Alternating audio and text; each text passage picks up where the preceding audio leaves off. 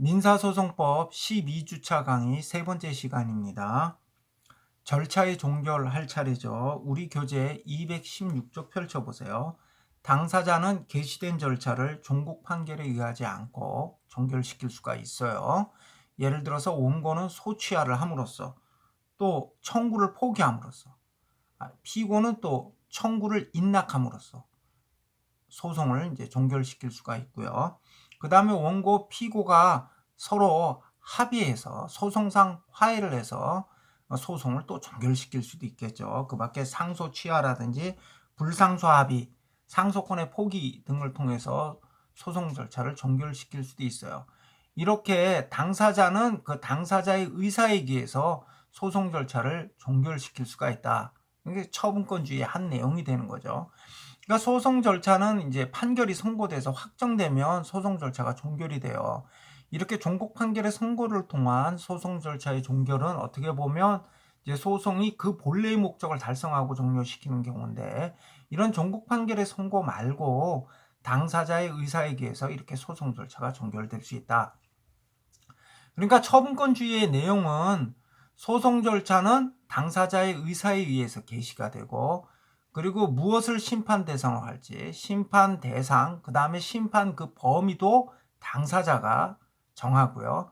그 다음에 소송 절차의 종결도 당사자의 의사에 의해서 이루어진다. 이게 이제 처분권주의의 내용이라고 볼 수가 있어요. 이렇게 소송 절차는 당사자의 의사에 의해서 종결될 수 있다. 근데 217쪽 보시면 이 가사소송과 행정소송의 경우에는요, 어떤 사적 자치 원칙이 적용되는 그런 법률 관계를 대상으로 하는 거 아니에요. 그죠? 어떤 가사 관계라든지 그 행정소송 같은 경우에는 어떤 행정처분의 적법성 이런 걸 다투는 거잖아요. 여기는 이제 사적 자치 원칙이 적용되지는 않죠. 그러다 보니까 이 가사소송이나 행정소송에서는 처분권주의가 제한이 돼요. 그래서 가사소송, 행정소송에 있어서는 당사자가 소취안을 할 수가 있어요.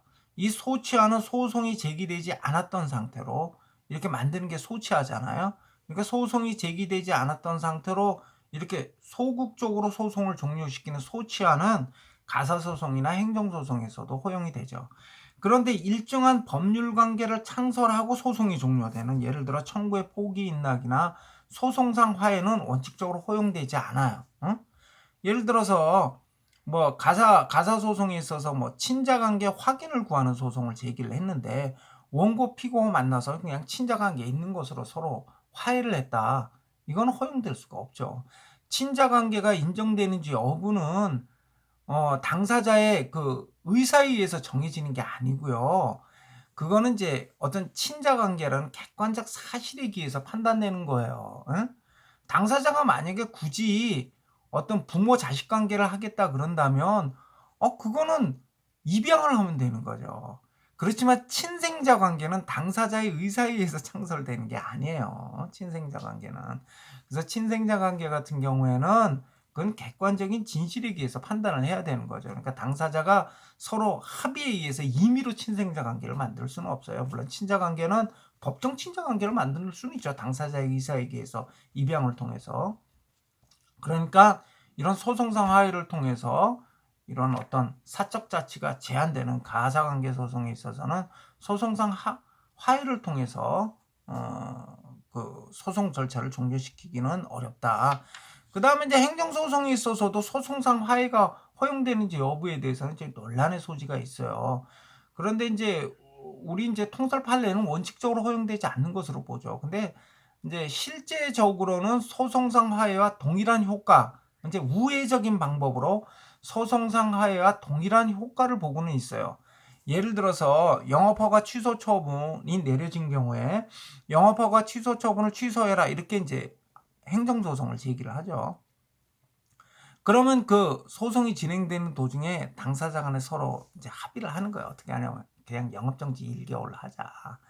그러면 이때 어떤 식으로 하냐면 원고는 자신이 제기한 소송을 취하를 해요. 행정소송. 그러니까 영업허가 취소 처분을 취소하라, 이런 행정소송을 취하를 하면 피고인 행정청에서는 1개월 영업정지 처분을 다시 하죠. 그러니까 자신이 했던 영업허가 취소 처분을 직권 취소하고 1개월 영업정지 처분을 다시 하죠. 뭐 그런 방법에 의해서 사실상 소송상 화해와 유사한 법적 효과를 우회적인 방법으로 달성하기는 해요. 그렇지만 이제 원칙적으로는 이제 소송상 화해가 허용되지 않는 것으로 이렇게 보고 있죠. 어떻게 보면 이렇게 우회적인 방법을 한다는 사실 자체가 소송상 화해가 허용되지 않는다. 이걸 또 반증하는 것일 수도 있어요. 그리고 회사관계 소송에 있어서도 처분권주의가 일부 제한돼요. 왜냐하면 회사관계 소송, 예를 들어 주주총회 결의 취소소송 같은 경우에도 인용 판결, 주주총회 결의를 취소하는 이런 판결은 대세효를 갖죠. 제3자에도 미치잖아요. 원고 피고 사이에만 미치는 게 아니고, 그러다 보니까 이런 그 청구 인용 판결과 유사한 청구의 인락이나 소송상 화해는 원칙적으로 허용되지 않아요. 원칙적으로 허용되지 않는다. 그 다음에 집단소송, 증권 관련 집단소송이나 이런 집단소송에서도 소이치와 청구의 포기 화해를 하려면 법원의 허가를 얻도록 이렇게 규정을 하고 있어요. 다음에 이제 변론주의 한번 보죠. 우리가 지금까지 이제 처분권주의에 대해서 살펴봤고요. 우리 민사소송의 대원칙 중에 하나인 변론주의에 대해서 한번 살펴보죠. 죄송합니다.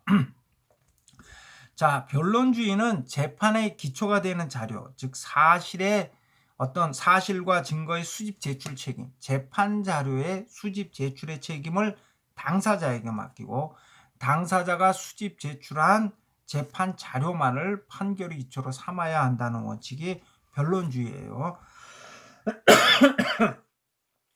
예. 죄송합니다. 이상하게 사례가 들린 것 같네요. 그러니까 변론주의와 처분권주의는 적용 영역을 달리한다 그랬죠. 그러니까 처분권주의는 소송물, 심판의 대상과 관련된 거라면 변론주의는 심판 자료의 수집 제출과 관련된 거예요. 그러니까 심판 자료의 수집 제출 책임을 당사자에게 맡기는 주의, 이게 이제 변론주의란 말이죠. 근데 변론주의 내용 3가지가 있어요. 여러분이 이 변론주의 내용 3가지는 반드시 숙지해 주셔야 돼요. 이 변론주의 내용 3가지는 내가 여태까지 항상 시험 문제에 출제를 했어요. 그래서 변론주의 내용에 대해서 서술을 하시오 하면 이 3가지를 길게 쓸 필요 없어요. 간단하게 쓰면 돼요. 변론주의 내용이 3가지가 있어요. 사실의 주장 책임이 있고요. 그 다음에 자백의 구속력, 그 다음에 증거 제출 책임 또는 직권 증거 조사의 금지, 이 3가지가 변론주의 내용이에요. 그런데 내가 이제 항상 이 부분은 이제 서술형으로 시험 문제를 냈어요. 그래서 변론주의 내용에 대해서 설명하시오 하면 그때도 내가 얘기를 했죠. 여기다가 주장 책임, 자백의 구속력, 증거 제출 책임 이렇게 쓰면 0점 처리한다 그랬어요. 0점 처리. 그렇게 쓰면 0점 처리한다. 어떻게 써야 되느냐?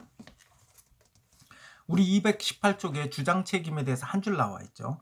당사자가 변론에서 주장한 사실만 판결의 기초로 삼아야 하고 당사자가 주장하지 않은 사실은 판결의 기초로 삼을 수 없다. 이렇게 한 줄을 한 문장을 쓰셔야 되고요. 그 다음 221쪽 한번 보세요. 221쪽에 당사자 사이에 다툼이 없는 사실은 그대로 판결의 기초로 삼아야 한다. 221쪽 당사자 사이에 다툼이 없는 사실은 그대로 판결의 기초로 삼아야 된다. 그 다음에 222쪽 한번 보세요. 222쪽 다툼이 있는 사실, 당사자 사이에 다툼이 있는 사실은 증거에 의하여 인정하여야 하는데 당사자가 신청한 증거에 대해서만 증거조사를 하여야 하며 원칙적으로 법원의 직권 증거조사는 금지된다. 이렇게 한 문장씩 쓰셔야 돼요. 한 문장씩. 내가 이번에도 이 시험 문제 또 내요. 내가 또 낸다고. 변론주의의 내용에 대해서 서술하시오 하면 거기다 제목만 달면 0점 처리예요. 주장 책임, 자백의 구속력, 증거 제출 책임 이렇게 쓰면 0점 처리예요. 문장으로 쓰세요. 문장으로. 당사자가 변론에서 주장한 사실만 판결의 기초가 되고 당사자가 주장하지 않은 사실은 판결의 기초가 되지 않는다. 그 다음 당사자 사이에 다툼이 없는 사실은 그대로 판결의 기초로 삼아야 한다. 다툼이 있는 사실은 증거에 의하여 인정하여야 하는데 당사자가 신청한 증거에 대해서만 증거조사를 하여야 하며 원칙적으로 법원의 직권 증거조사는 금지된다. 이렇게 써야 돼요. 그래서 만약에 우리가 기말 시험을 대면 방식으로, 그러니까 여러분들이 강의실에 와서 시험을 보는 방식으로 시험을 보면 제가 이 문제는 100% 출제합니다. 3점짜리로 100% 출제예요.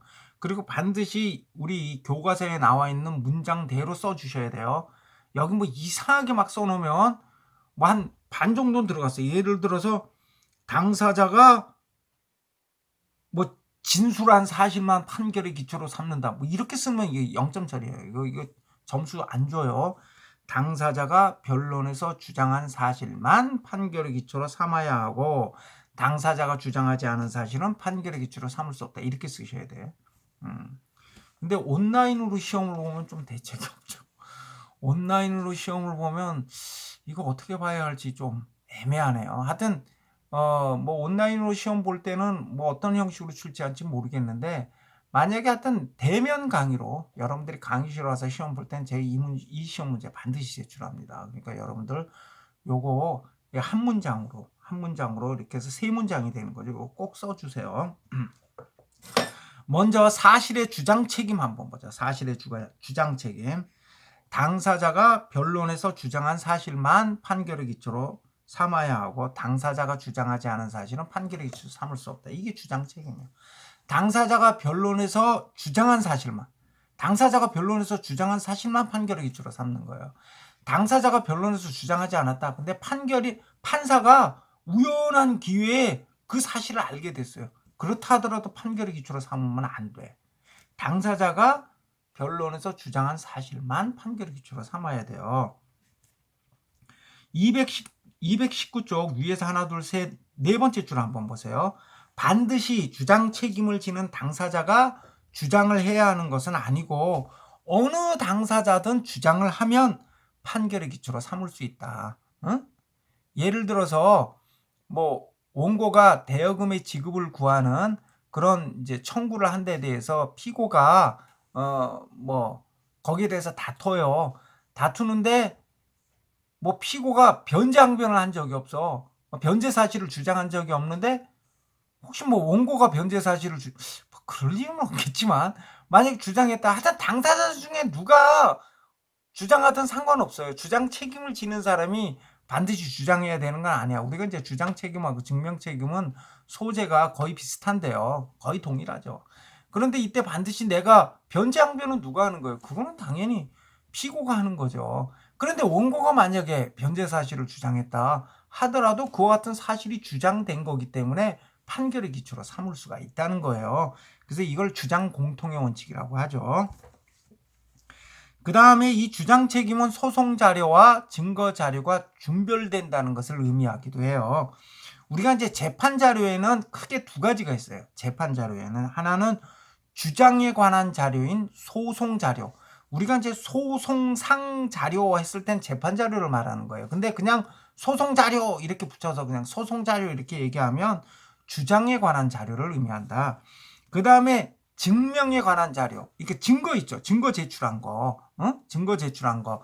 그래서 우리가 이제 증거를 제출하면 그 증거 조사를 해요. 증거 조사를 통해서 얻은 내용이 증거 자료예요. 증거 자료. 그러니까 증거로 해서 얻은 자료, 증거로부터 얻은 자료를 증거 자료라고 해. 그러니까 이 주장에 관한 자료인 소송 자료는 증거 자료로 대체가 안 된다는 거예요. 그게 뭐냐면 당사자가 주장하지 않았으면 판사가 예를 들어서 증거를 통해서 그 사실을 알았다 하더라도 그런 사실을 인정할 수가 없어요. 왜냐하면 당사자가 주장하지 않았으니까. 그러니까 당사자는 변제 사실을 주장한 적이 없어요. 근데 판사가 증인 신문을 하다 보니까 증인이 변제 사실을 진술했어요. 증언했어요. 그렇다 하더라도 판사는 변제 사실을 인정할 수가 없어요. 당사자가 주장하지 않았으니까. 물론 이런 경우 대개의 경우는 판사가 성명권을 행사하겠죠. 당사자한테 물어보지 않겠어요? 증인이 저 뭐 변제 사실을 증언하고 있는데 이거 변제 어떻게 된 거예요? 변제한 거예요? 이렇게 당사자한테 물어보겠죠. 그러면 이제 당사자가 거기에 대해서 뭐 진술을 하겠죠. 그러면 이제 변제 사실이 주장된 것으로 이렇게 이제 되겠죠. 그런데 하여튼 그런 성명권을 행사하는 것은 이제 변론으로 하고요. 당사자가 주장하지 않았는데 판사가 증거조사를 통해서 알았다 하더라도 그런 사실이 있는 것으로 인정할 수는 없어요. 그러니까 당사자가 주장했어야 된다. 그러니까 이 소송 자료는 증거 자료로 대체되지 않는다. 소송 자료와 증거 자료는 분별된다는 거죠. 근데 이와 같은 사실의 주장은요, 반드시 명시적으로 주장해야 되는 건 아니에요. 묵시적, 간접적으로 주장하기만 해도 돼요. 묵시적, 간접적 주장도 허용이 된다. 그래서 당사자의 주장은 반드시 명시적으로 해야 되는 것은 아니며 당사자의 진술 취지에 비추어 그러한 주장이 포함되어 있는 것으로 인정되어도 충분하다. 그래서 220쪽 마지막 단락 한번 보시죠. 220쪽 마지막 단락 한번 봐요. 나아가 판례는 당사자가 직접적으로 명백히 주장하지 않았다 하더라도 당사자가 법원에 주요 사실이 기재된 서증을 제출하거나 증인 신청을 하면서 그 입증 취지를 진술한 경우 또는 당사자 변론을 전체적으로 관찰하여 간접적으로 주장한 것으로 볼 수 있는 경우에는 주요 사실의 주장이 있었던 것으로 본다. 예를 들어서 당사자가 변제 사실을 변론에서 주장한 적이 없어요. 근데 당사자가 증인신문 신청을 했어. 그래서 증인신문 신청한 증거 신청의 요지로 뭐라고 적었냐면 변제 사실을 입증하기 위한 증인 신청이라고 이렇게 적어서 냈단 말이에요. 그렇게 되면 사실은 변론에서 이게 명시적으로 주장한 건 아니지만 증거 신청을 통해서 간접적으로 주장한 것으로 봐준다 이 얘기예요. 응? 그 다음에 변제 사실을 주장한 적은 없는데 변제 공탁을 하고 그 변제 공탁서를 제출했어요. 그러면 이 사실 서면을 통해서 간접적으로 주장한 것으로 봐준다 이 얘기예요. 그러니까 우리 판례는 이게 명시적으로 주장한 경우에만 인정하는 게 아니라 이렇게 좀 폭넓게 간접적 또는 묵시적으로 주장이 있었던 것으로 이렇게 봐주고 있다 이거죠. 다음 이제 자백의 구속력 한번 봐요. 당사자 사이에 다툼이 없는 사실은 그대로 판결의 기초로 삼아야 돼요. 그러니까 법관의 사실 인정권이 배제돼요. 이게 사적 자치죠. 당사자가 다투지 않는데 왜 판사가 나서서 이게 원래 그러냐 따지지 말라는 거예요. 당사자 간에 다툼이 없는 사실은 그대로 판결의 기초로 삼아야 돼요. 당사자가 다투지 않아.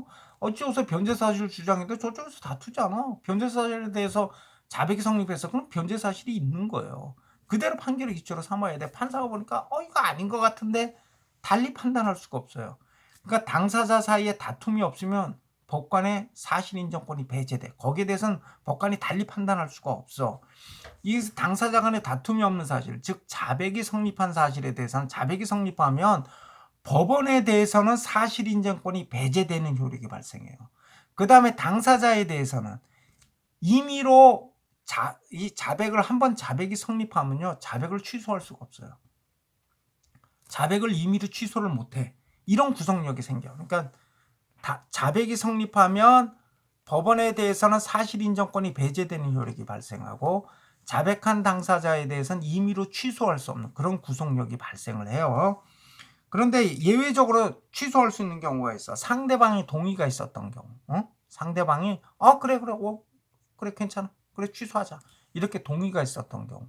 거의 기대하기 힘들죠. 왜냐하면 다툼이 없는 사실이라면 예를 들어서 지금 대여금 지급을 구하는 소송을 제기했는데 상대방이 다투잖아요. 그럼 자백 성립해서 그냥 끝나는 거잖아. 그러니까 그런데 상대방이 나중에 그 자백을 취소하는데 동의해 줄 리가 없죠. 자백한 사람이 취소하는데 그 상대방이 동의해 줄 리가 없죠.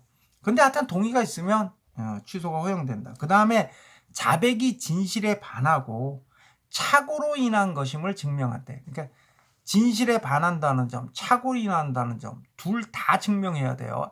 오화가 아니에요. 엔드야, 엔드. 착오로 인한 것이라는 점과 진실에 반한다는 점과 착오로 인한 것이라는 점을 둘 다 증명하면 그때는 이제 취소가 허용된다. 그 밖에도 소송 대리인이 자백을 했는데 당사자가 경정권을 행사했어요. 당사자 본인이 같이 있다가 변호사님 그거 아니에요. 변호사님 잘 모르셔서 그런데 그런 사실 없어요. 이렇게 경정권 행사하면 바로 경정권은 즉시 행사해야 되죠. 지체 없이. 이렇게 되면 소송 대리인이 한 자백은 이제 효력을 상실한다. 그 다음에 자백이 제3자의 형사상 처벌받을 행위에 의해서 이루어진 경우에도 만약에 그 제3자가 유죄 판결이 확정되면 그때는 그 자백이 효력을 상실한다. 예를 들어서 가족을 붙잡아 놓고 너 자백까지 않으면 네 가족을 해치겠다. 이렇게 했단 말이야. 그러다 나중에 이제 그렇게 공갈 협박한 사람이 유죄 판결을 받았다.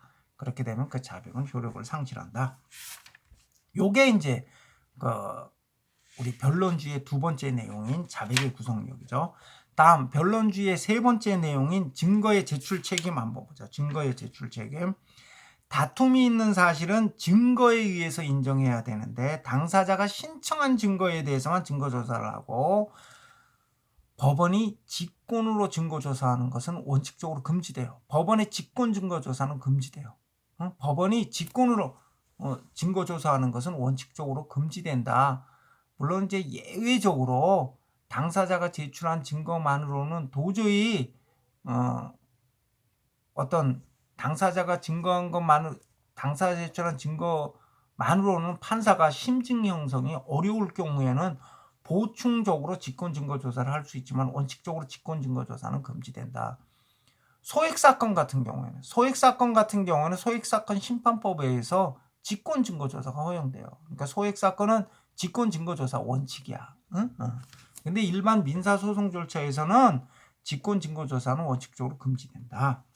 요게 이제 변론주의의 내용이에요. 변론주의의 내용 세 가지 여러분들 반드시 요거 잘 숙지해 주세요. 다음 주요 사실과 간접 사실의 구별 한번 보죠. 변론주의는 주요 사실에 대해서만 적용되고 간접 사실이나 보조 사실에 대해서는 변론주의가 적용되지 않아요. 그럼 주요 사실은 뭐냐? 주요 사실은 권리의 발생, 변경, 소멸 등 법률 효과를 일으키는 법률 요건에 해당되는 사실. 그러니까 법률 요건 사실이에요. 주요 사실은. 예를 들어 대여금의 지급을 구하는 소송에서 주요 사실은 뭐겠어요? 금전 대여 사실이죠. 금전 대여 사실. 이 금전 대여 사실에 대해서 변론주의가 적용된다는 거야.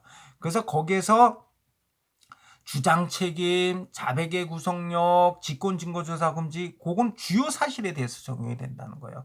그럼 간접 사실은 뭐예요? 간접 사실은 주요 사실의 전부를 추인하는 데 도움을 주는 사실이에요. 그러면 대여금의 지급을 구하는 소송에서 주요 사실은 금전 대여 사실이고 간접 사실은 뭐겠어요? 금전 대여 행위가 있었다라는 것을 이렇게 추인하는 데 도움이 되는 사실이잖아. 그러니까 뭐 이런 경우죠. 뭐 당시 어떤 뭐 돈이 필요했다는 사정, 금전 대여를 할 수밖에 없었던 정황, 응? 뭐 금전 대여를 할 수밖에 없었던 정황이라든지 뭐 금전 대여의 경위 뭐 이런 것들이 이제 간접 사실이 되는 거죠. 예를 들어서 지금 금전 대여 사실이 다퉈지고 있는데 여기에 대해서 이제 직접적인 증거는 없는데 당시 피고가 돈이 모자라서 돈이 부족해서 여기저기 돈을 빌리러 다녔어요. 이런 경우는 뭐야? 그리고 이제 당시 그 사람이 뭐 예를 들어 주택을 구입을 해서 주택 구입 자금이 모자랐다든지 또는 그때 사업이 힘들어서 사업 자금 때문에 압박을 받고 있었다든지 이런 것들이 다 간접 사실이에요. 왜냐하면 주택 구입 자금이 필요해서 주택 구입 자금이 필요했다는 사실 또는 사업 자금 압박을 받았다는 사실을 일이 있었던 경우에 우리는 흔히 그런 경우에 생각할 수 있잖아. 돈이 필요해서 어딘가 돈을 빌렸겠구나. 그죠? 그런 게 간접 사실이란다. 간접 사실. 그러니까 금전 대여 사실은 주요 사실. 그리고 금전 대여를 했었을 것이라고 추측할 만한 사실. 예를 들어서 무슨 뭐 주택을 구입했다든지 사업 자금 압박을 받았다는 사실. 그런 것들은 이제 간접 사실이죠. 그러니까 이런 간접 사실 같은 경우에는 변론주의가 적용되지 않아요. 그래서 예를 들어서 당사자가 주택 구입 사실을 한 번도 주장한 적이 없지만 판사가 뭐 증인이 보니까 와서 진술을 하면서 당시 피고가 집을 사서 돈이 필요했어요. 판사가 보니까 그 말이 일리가 있어. 그러면 주택 구입 사실적으로 돈을 빌렸다 이렇게 인정해도 상관없어요. 당사자가 주장 안 해도 당사자가 주택 구입 사실을 언급 안 해도 이런 왜 간접 사실에 대해서는 변론주의가 적용 안 된다 그랬잖아. 그리고 당사자가 주택 구입 사실로 돈을 빌렸어요 하고 당사자가 서로 다툼이 없어. 그런데 증인이 나와서 진술을 하는데 사업 자금 쪽으로 돈을 빌렸다 이렇게 진술했는데 판사가 보니까 그 내용이 훨씬 설득력이 있어. 그럼 판사가 판결 이유 쓸 때 사업 자금 모자라서 돈 빌렸다 이렇게 써도 된다 이거예요. 여러분들 한번 생각해 보세요. 대여금의 지급을 구하는 소송에서 쟁점은 뭐예요? 돈을 빌렸는지 안 빌렸는지가 쟁점이죠. 그래서 돈을 빌렸다면 피고는 빌린 돈을 갚아야 할 의무가 있고, 그럼 원고 청구 인용 판결을 내리는 거죠. 금전대여 사실이 없었다면 그러면 원고 청구 기각 판결을 받겠죠. 그러니까 주요 사실, 금전을 대여한 사실이 있느냐 없느냐가 쟁점이 되는 거지, 돈을 빌렸는지 안 빌렸는지 여부가 문제되는 거지. 이게 주택 구입 자금 쪽으로 빌리면 어떻고 사업 자금 쪽으로 빌리면 어떻겠어요. 그죠? 그게 뭐 중요해요. 그건 판결 주문에 아무런 영향을 미치지 않아요. 이런 것들이 간접사실이란 말이에요. 이런 간접사실 같은 경우에는 어떻게 인정된다 하더라도 별 큰 문제될 게 없어요. 그러니까 문제는 주요 사실이지. 간접사실은 주택 구입 자금 쪽은 어떻고 뭐 사업 자금 쪽은 어떻겠습니까? 그죠? 아무런 차이가 없는 거예요. 그래서 이 변론주의는 주요 사실에 대해서만 적용돼요. 간접사실에 대해서는 변론주의가 적용되지 않아요. 여기 보조사실이라고 나왔는데 이 보조사실은 증명력과 관련된 사실, 증명력과 관련된 사실이에요. 예를 들어서 무슨 어떤 진술의 신빙성과 관련된 사실, 그 진술한 사람이 거짓말을 밥 먹듯이 한다든지, 과거에 무슨 위증죄로 형사처벌을 받은 경력이 있다든지, 이런 진술의 신빙성을 다툰다든지, 어떤 증명력과 관련된 사실, 이런 게 이제 보조 사실인데 여기에는 변론주의가 적용되지 않는다는 거죠.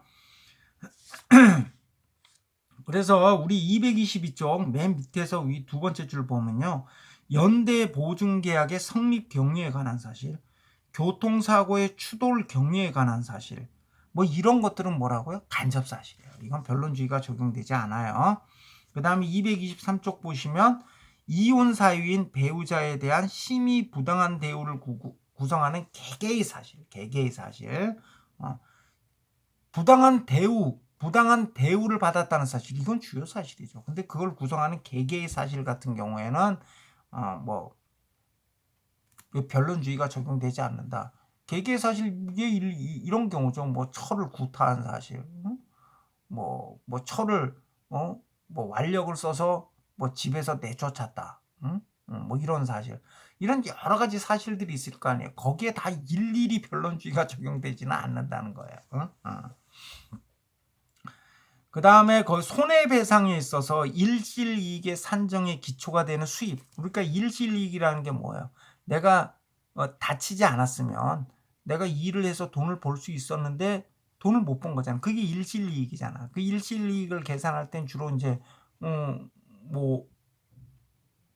내가 벌 수 있는 수입, 사업을 하는 사람 같은 경우는 그 사업을 통해서 얻을 수 있었던 이익, 그 다음에 월급쟁이들 같은 경우에는 그 월급이죠. 받는 월급.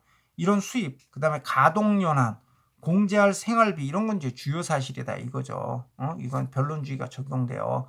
그러니까 우리가 이제 소극적 재산상 손해를 청구할 때 이 사람 수입이 얼마인지에 대해서는 변론에서 주장을 해야 되고요. 그리고 다툼이 있는 경우에는 증거에 의해서 증명을 해야겠죠. 근데 일실이익의 형가 산정 방식, 일실이익의 형가 산정 방식이라는 게 뭐냐 하면, 예를 들어서 이 사람이 40세에 교통사고로 사망을 했어요. 그런데 이 사람이 이제 60세까지, 이제 우리가 보통 통상적으로 60세까지는 근로를 제공해서 돈을 벌 수 있는 것으로 보잖아요.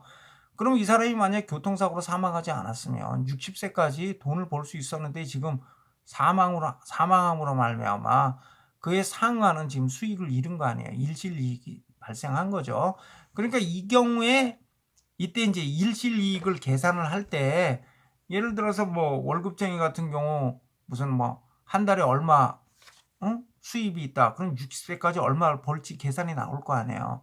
그 다음에 이제 보통 생활비 쪽으로 3분의 1을 공제를 해요. 왜냐하면 살아 있었으면 먹고 살아야 되니까 3분의 1 정도 공제하고 이런 식으로 해서 계산을 하는데, 그런데 이 금액을 그냥 그냥 단순 합계해 버리면 어떻게 돼? 이 사람이 원래 20년 동안 매달 나눠서 받는 돈인데 이걸 단순 합계해서 한꺼번에 받아 버리면 이 사람은 이자 상당의 이득을 보는 거죠. 원래는 이게 계속 나눠서 받는 경우 받아야 되는 돈인데 한꺼번에 받는 거잖아요. 그럼 이때 현재 가치로 산정을 해야 되잖아요. 원래는 이게 20년 동안 나눠서 받는 건데 한꺼번에 받으니까 현재 가치로 산정을 해야 되는데 이게 현가 산정 방식이라고 하는 거예요. 현재 가치로 산정을 한다.